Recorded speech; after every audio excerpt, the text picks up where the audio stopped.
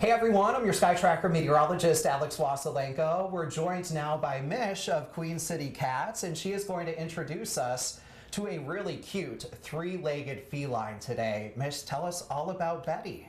Well, Betty, as you can see, is missing a little leg, but that does not define her. She is very sweet and affectionate. She's playful. She was rescued from a home in Winooski where she had been showing up, and they alerted me that there was a cat that was injured, and so went over there and trapped her. And it wasn't just a run-of-the-mill injury. She was actually missing you know, her whole paw and part of her leg, and had bones sticking out, so it was really serious. Sure.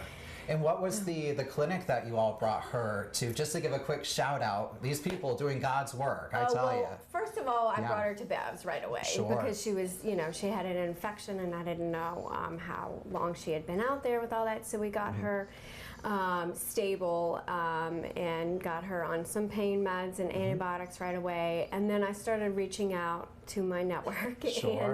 And Eastwood Animal Clinic in Rutland were incredibly generous and doing her surgery within just a couple days of her rescue. That's awesome. And unfortunately, she had to lose her entire leg because the infection was just too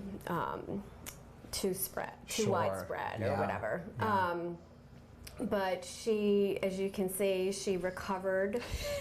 You know, She's like getting a champ. along just fine. Yeah, she has learned to adjust to missing her front leg and hop around. It doesn't seem to really affect her personality. Of course, we don't know what she was like before. Betty, have any continued health issues with the missing leg? Is there any other follow-up care that's needed for that? Well, not really, just annual checkups like every other cat. But you know, the Forever family will need to be diligent in keeping her diet, you know, pretty consistent and not overfeed her, because you don't want to put too much weight on her. Sure.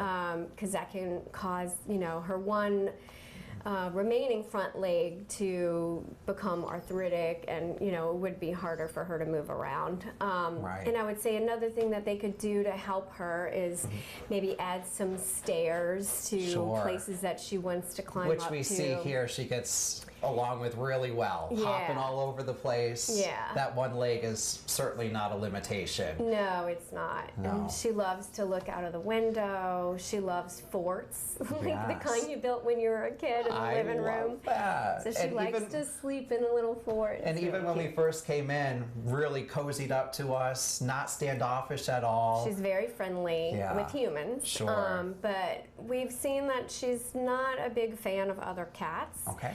We don't know if that could change with time. I don't know if she's still feeling a little protective of herself, or she's still, you know, feeling a little bit displaced. But she needs loving people for sure, and she would be fine as your only little shining star. Awesome. Well, let's make her that superstar of somebody's loving home. If you'd like more information about Betty, Mish, how can we find that out? Where can we go? So she's on our website at queencitycatsvt.org.